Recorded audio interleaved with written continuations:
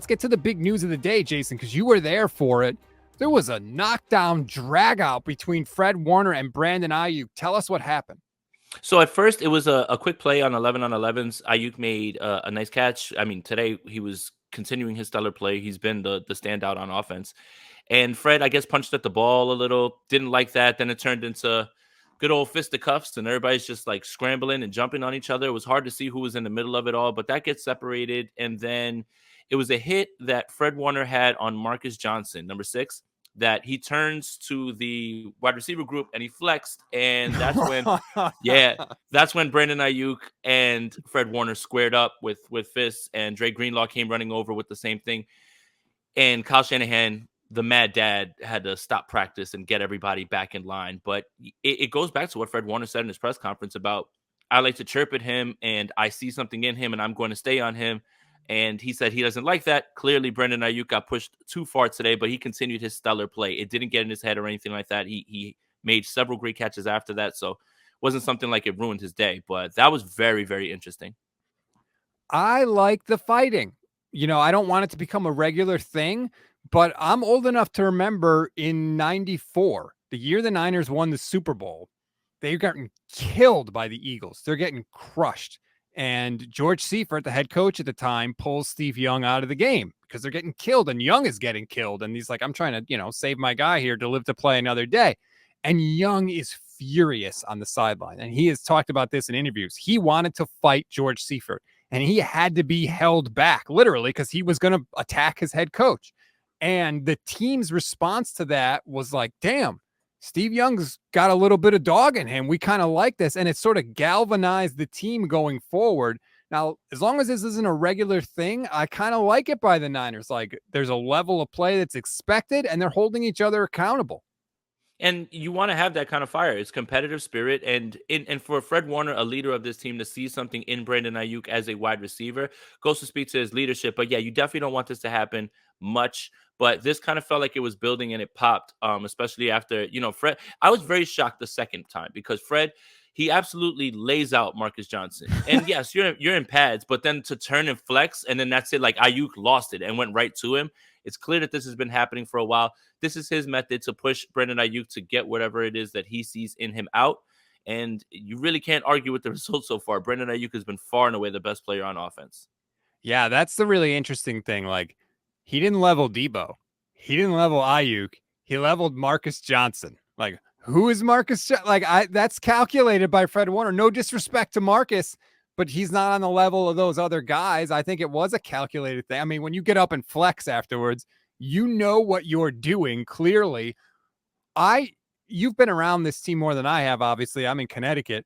I did not realize that Fred Warner was this kind of guy. Like, I thought Fred was just like a really good kind of a like cerebral type player who just goes out and gets his stuff done. I didn't realize he was kind of this, for lack of a better term, asshole in this way. Has he always been this way, or is this like a new Fred Warner that we're seeing?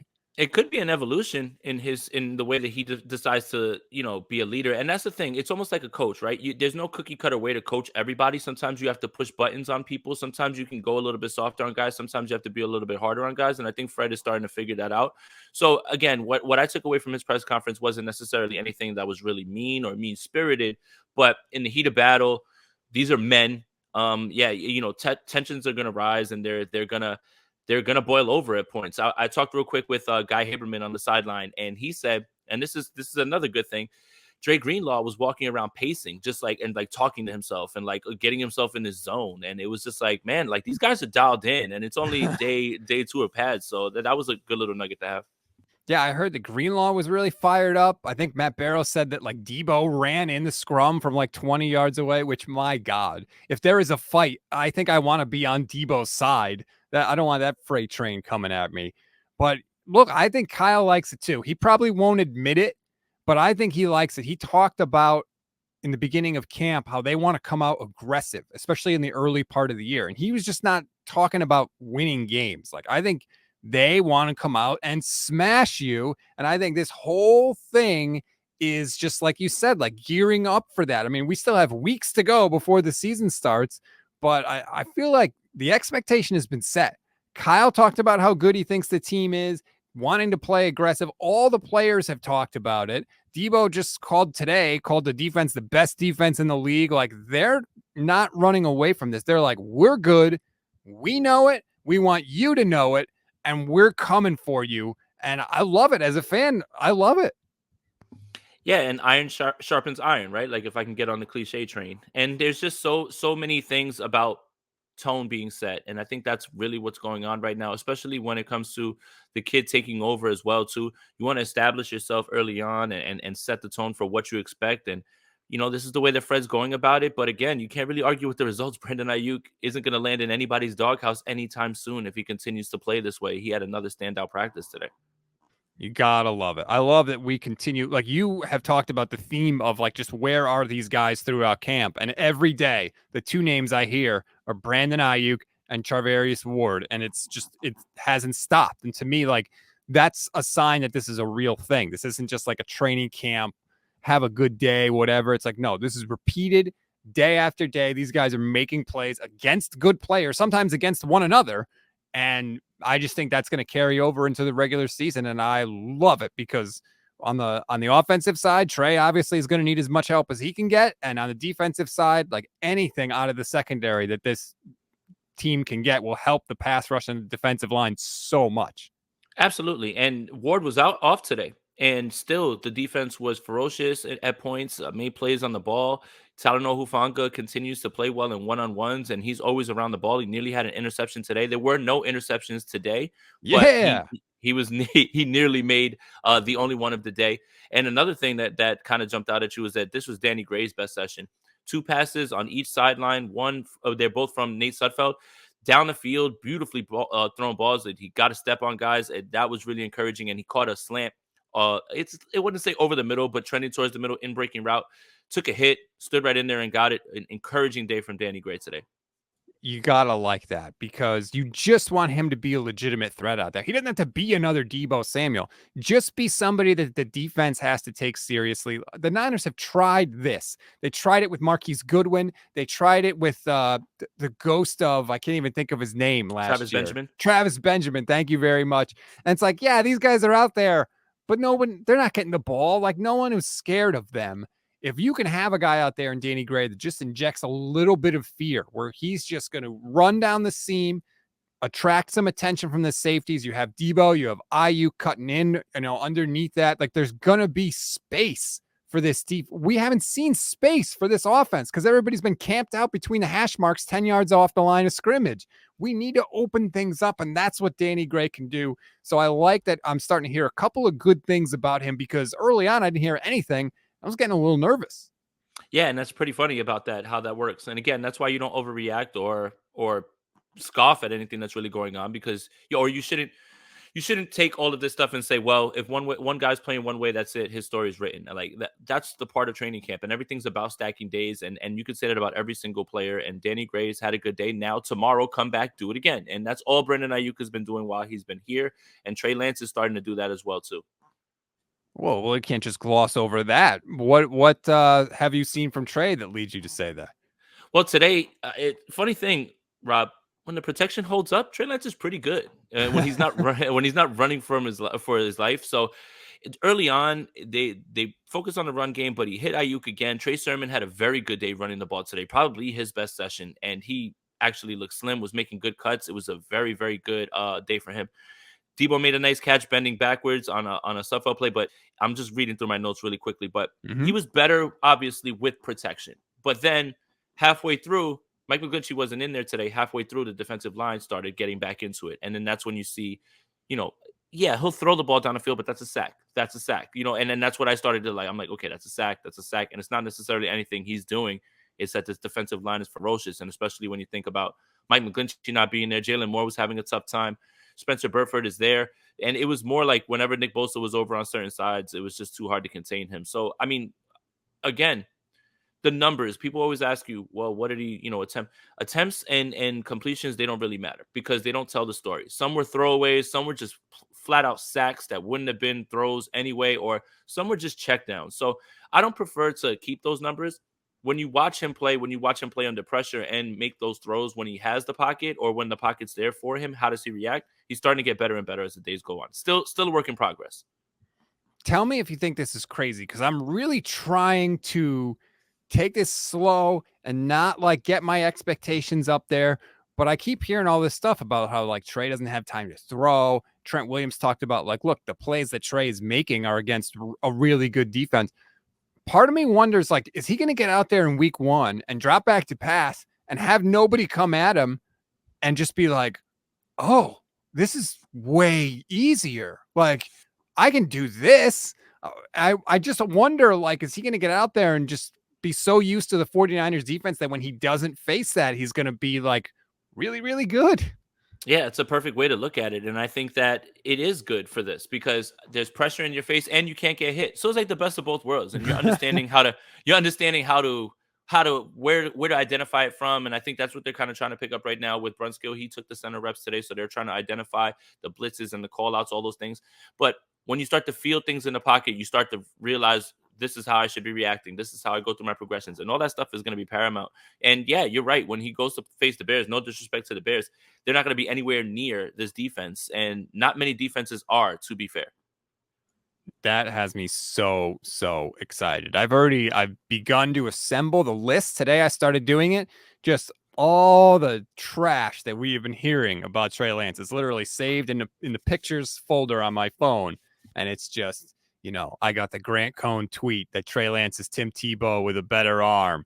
I've got, all these people just trashing Trey again and again and again. It's all ready to go. So when he has that good game against the Bears, I'm just going to drop this giant collage.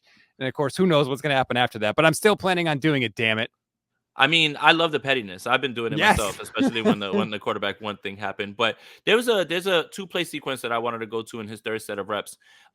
He got a pressure from Nick Bosa right away, and he's in his face, and he tries to throw around him, but Aziz was on Kittle, it ended up incomplete. And then the next play, he comes right back and he fires an absolute rifle, dart over the middle to Deebo Samuel. And it was just really encouraging to see that rapport building.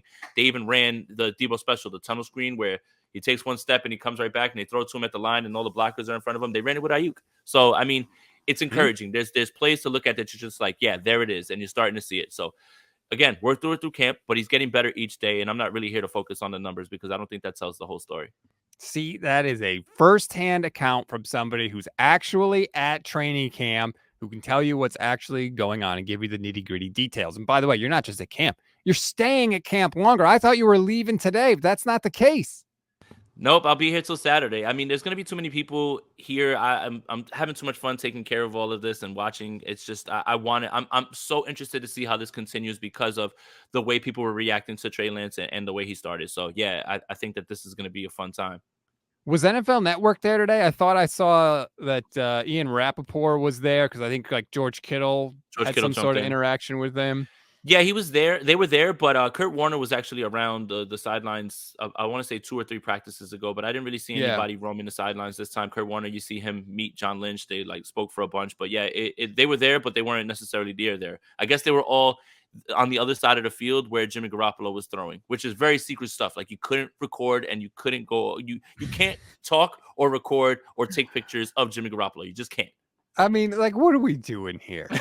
I knew that was going to get you going. You're trying to keep Jimmy Garoppolo a secret? We know what he is. We know what he is. No one is trading for him. Can we just stop this charade? Teams are not stupid. They know you're going to cut him before week 1. They know. Just do it. What are we doing? Oh my God. Just memo to John Lynch. And I know he's in a rough place right now because he fell off his bike and his face is all smashed up. Really? Yeah, that's why he did a conference call with the media today instead of a regular presser because he said he got into a bike accident after doing the Deebo contract. Basically, he was like, all right, I need to go outside. I need to, take a break.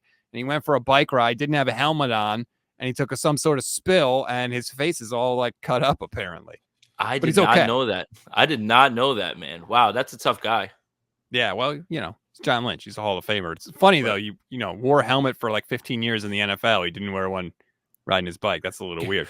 But anyway, John, you don't set the market value on Jimmy Garoppolo. The market does. And the market has spoken. nobody wants him. So this whole like they're just constantly trying to puff him up, right? Last year it was the best Jimmy G we've ever seen. They're constantly puffing him up, and nobody wants him again and again and again and again. And they're still trying to do it now with this whole shroud of secrecy. I think they're just low playing it to see if there's, God forbid, an injury to somebody else, then they become desperate, something like that. But yeah, it's going to be push come to shove time pretty soon. So we'll see. I mean, I can't necessarily knock the way that they're dealing with this right now because you do cut him and then you give him a chance to go catch on somewhere else. He can catch a playbook. I mean, it's a little bit tactical to hold Who on to him. And cares? well, let's see what happens. If somebody gets injured, then they can get it, some value for them, and it would have to be a fringe like playoff teams. We know what happened with Deshaun Watson, which is why I told you guys not to worry about Cleveland. Yeah, that I mean, God, that whole. By the way, don't you think it's a little weird that they keep saying with this whole Jeffrey Ross suspension with the Dolphins? He's suspended through October 17. He's suspended through October. Do you know what October 17 is? It's week 6. Like, Oh wow.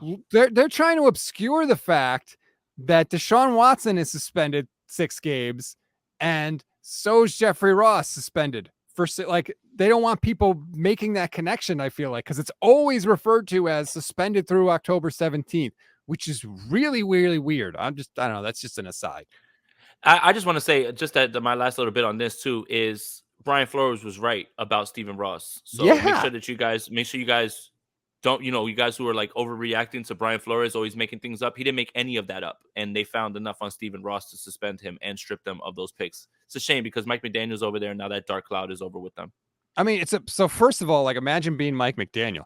They didn't want you. They wanted Sean Payton. You were plan B, dude, first of all. And second of all, like the NFL admitted that Stephen Ross talked about paying Brian Flores to lose games. And their defense for this was, LOL, just kidding. Haha, he was joking. Like, no. Trust me when I tell you, part of the reason the Dolphins were punished by the way they were is because of the tanking stuff. It is not for the tampering. The NFL does not give a rat's ass about tampering. Everybody tampers. Everybody does it. The combine is one giant tampering event. They all go they call it the train station where everybody goes and tampers every year. And the league does not care about that. They dinged Ross because of the tanking allegations. And if you think the NFL is going to come right out and say that Ross was tanking games, they'll never admit it, especially now with all the gambling stuff that the league is partnered with and coming into. They would never admit that. It's just a shame that the Dolphins, even though they lost their first round pick, still have the Niners first round pick in 2023 because of the Lance trade. That's what's pretty funny. I saw a lot of 49er fans like lapping it up about them, and I wanted to say, slow down. They still have your pick for Lance. So, Yeah. How that trade's looking better and better, though, right? I mean, the 12th pick could be the highest pick the Niners end up giving up in that deal, depending on this year works out. It does, and I think that's kind of what their thinking is that we're not going to be bad. So, I mean, it's not like you're going to get a high pick, and yeah, I mean, it is working out, especially if the kid continues to grow and becomes what many of us think he can be.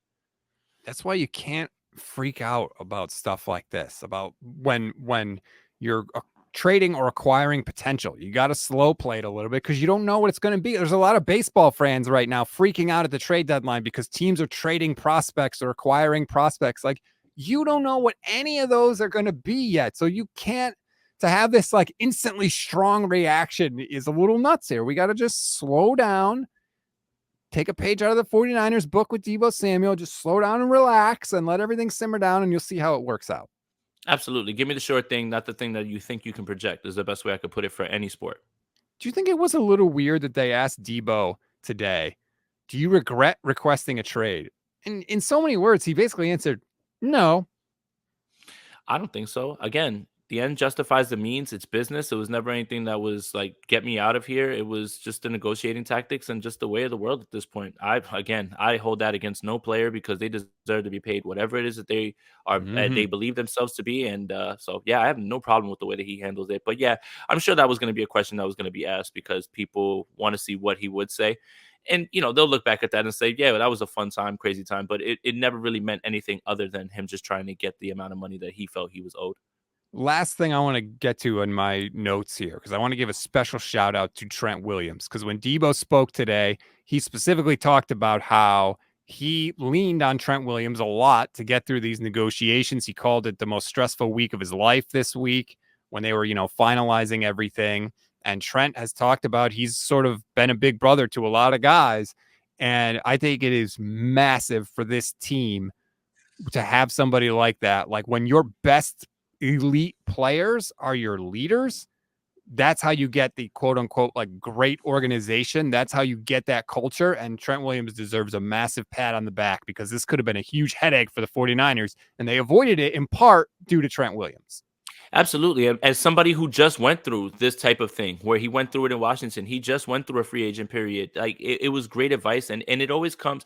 I always felt the jobs that I respected the most, the managers, the guys who were trying to be leaders, were speaking from experience and not out of some sort of book, because they should be able to tell you, listen, I understand why you're upset. You have every right to be upset, but you also have to play this the right way in terms of putting out too much negative noises and voices and things like that, and that is the part that I think Trent walked him through and got him to this point. So yes, it's absolutely good to see that. There's a lot of guys who got paid on this roster that probably gave Deebo advice along the way, but it's good to hear Trent speak up a little bit, because some of those guys, while they talked about it, didn't feel like they wanted to give anything other than general statements about, I don't hold it against him for doing that or anything like that.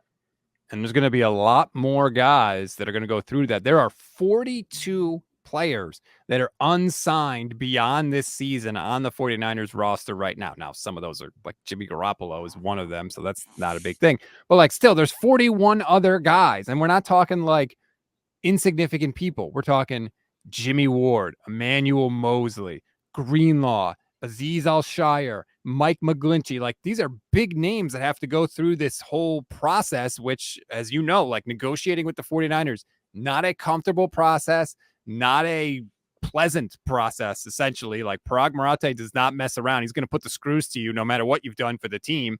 So this is going to come up again. And it's nice that the Niners at least have so many guys that, number one, have just gone through this, and number two, like can say like legitimately, hey, if you just deal with it, grit your teeth and get through it, and the team will pay you. Like the Niners do take care of their own generally.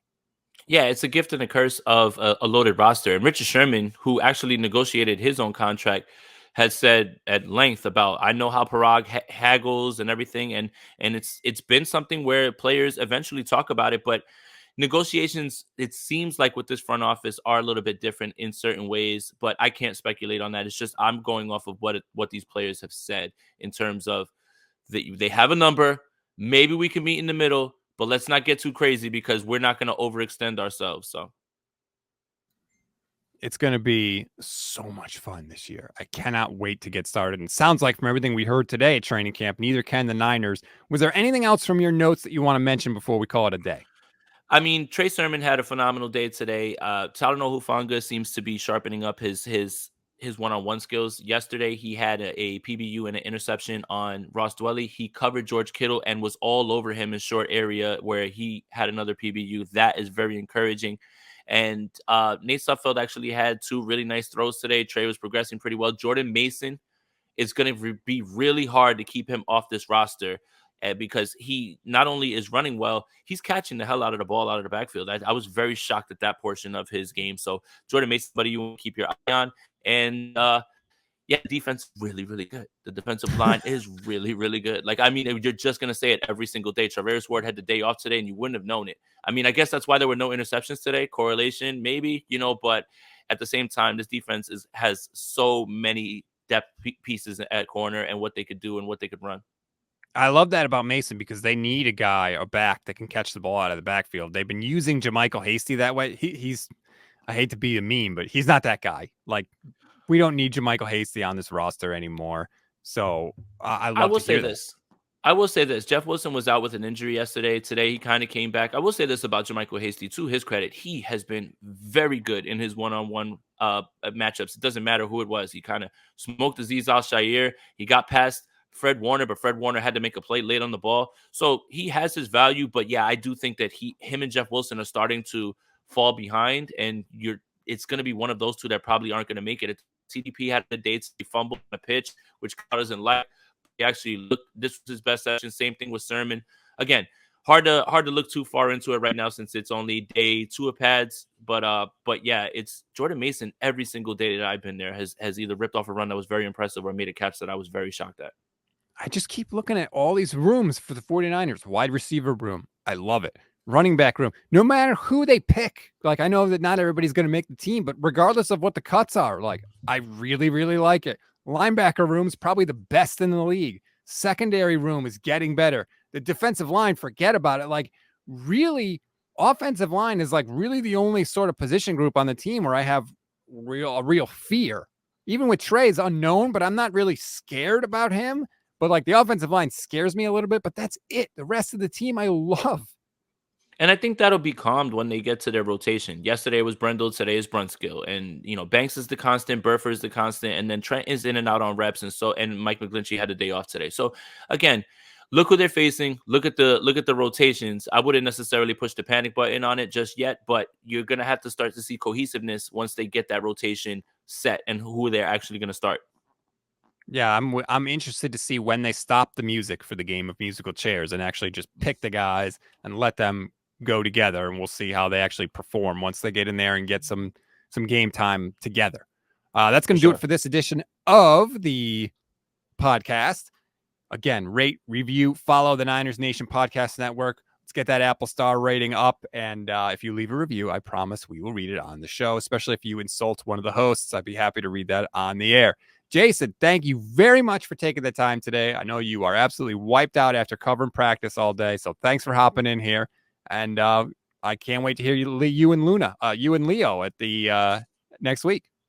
Yeah, for sure. Thank you, Rob. And it's been a blast, and that's why I couldn't leave so soon. It was too quick. I was like, I need to see a little bit more. So yeah, I'll keep the notes coming.